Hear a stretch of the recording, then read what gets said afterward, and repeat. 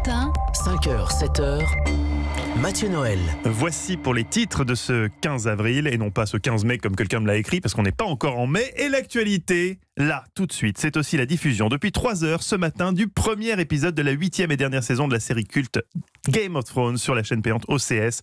Bonjour Philippe Bailly. Bonjour. Merci d'être avec nous sur Europe 1. Vous êtes le directeur de NPA Conseil, cabinet spécialisé dans la mesure d'audience des plateformes vidéo.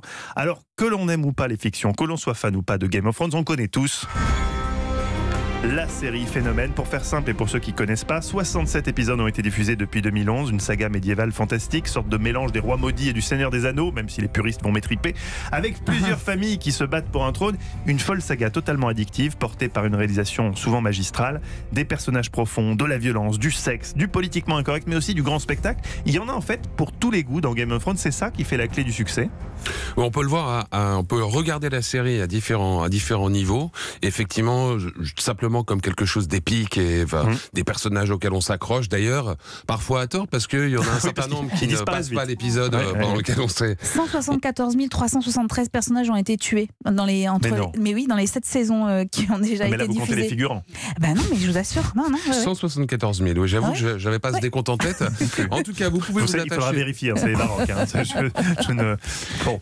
Et puis, vous pouvez y voir des lectures plus deuxième, troisième, voire 18e degré, politique, sociologique, etc. Enfin bref, c'est effectivement une série dans laquelle chacun peut trouver ou peut prendre ce qu'il veut faire. Et puis la preuve quand même de la force de cette série, c'est que, vous l'avez dit, le président de la République a différé de 24 heures, je le sais de source sûre, a différé de son intervention de fin de grand débat, parce qu'il ne voulait pas être face à Game of Thrones. Mais il a bien raison, parce que c'est difficile d'être face à Game of Thrones. Non, on disait, c'est vrai que chacun y trouve son compte. Les ados en quête de grands spectacles, les amateurs de science-fiction, d'heroic fantasy qui trouvent les dragons, et les journalistes intellos du monde qui disent, je cite, « La série est un véritable bréviaire de philosophie politique, de Machiavel à Hobbes, du Moyen-Âge à l'histoire récente, ses références sont multiples. » On sent qu'en fait, tout le monde trouve quelque chose dans Game of Thrones, et peut-être cette dimension effectivement politique. C'est vrai qu'il y a du Machiavel là-dedans, c'est vrai qu'il y a du Hobbes, il y a du Léviathan là-dedans, dans la violence politique de comment la lutte pour le pouvoir, comment s'installer au pouvoir et comment le conserver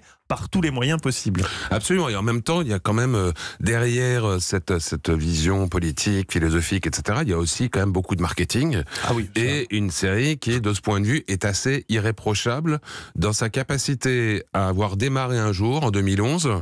On est aujourd'hui 8 ans plus tard, et on sait que dans un monde numérique, garder l'attention, c'est quelque chose de compliqué. Et non seulement la communauté est toujours là, mais les audiences dans l'intervalle ont été multiplié par 4 aux États-Unis entre la saison 1 et la saison 7. C'est ça que je vais vous demander. Est-ce que le succès a été immédiat? Est-ce que la première saison, ça a été un immense carton? Ou est-ce qu'en fait, la 7e, par exemple, était plus... Eh ben non, effectivement, ça n'a pas été totalement immédiat. C'est d'ailleurs ce qui doit créer encore plus d'angoisse chez les producteurs d'HBO. C'est-à-dire que saison 1, 2,5 millions de spectateurs aux États-Unis, démarrage honorable, mais on n'était pas dans un carton immédiat. On n'était pas dans le phénomène.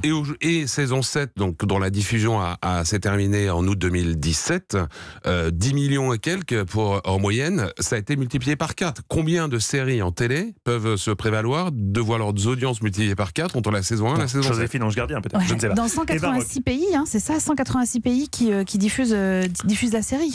Plus tous ceux dans d'autres pays encore qui la voient sans doute de manière pirate, puisque c'est aussi une des caractéristiques d'être la série la plus piratée, plus de 160 millions en moyenne par épisode, donc versus les 12 millions de téléspectateurs dont on parlait. Enfin, c'est colossal. Est-ce que le succès, je cherche toujours les origines du succès de Game of Thrones, est-ce que c'est pas que contrairement à beaucoup de séries qui résultent du travail d'une dizaine de scénaristes, donc il y a forcément des compromis sur les personnages, sur l'histoire, là c'est l'œuvre d'un homme, George R.R. Martin, en tout cas c'est son univers propre et ses livres. Est-ce que c'est pas ça qui explique finalement que les personnages soient si forts, si bien construits, que tout soit si bien pensé et que tout émane d'un seul esprit finalement, c'est pas ça qui fait l'unicité de la série?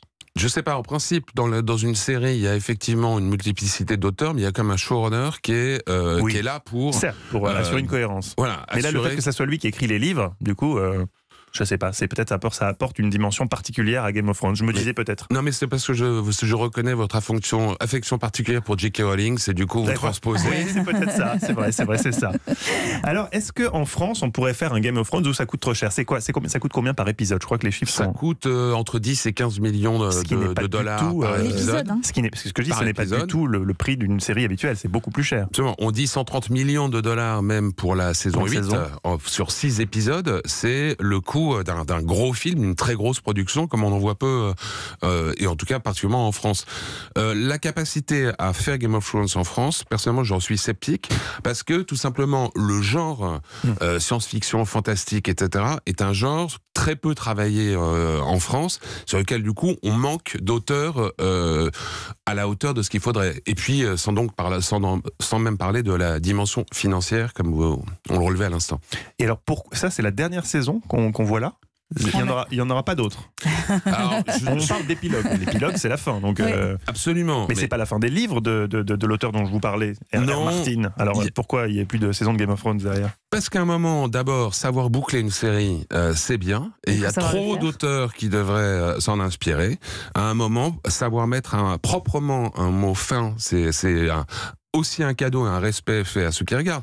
Mais au-delà, est-ce que demain, il y aura encore Game of Thrones? Non. Est-ce qu'il y aura des spin-offs, des séquelles, des préquels, etc. Ça, j'en donnerai pas, je n'en jurerai pas. Merci beaucoup Philippe Bailly, président de NPA Conseil, d'être venu en studio ce matin. On rappelle que la série est visible en France sur la chaîne payante OCS jusqu'au 19 mai. Et tout à l'heure, dans la matinale de Nico Salegas, nous évoquerons le travail scientifique des chercheurs qui ont décrypté la série et le sort des personnages au travers d'algorithmes. Ça promet d'être passionnant. Merci d'avoir été avec nous.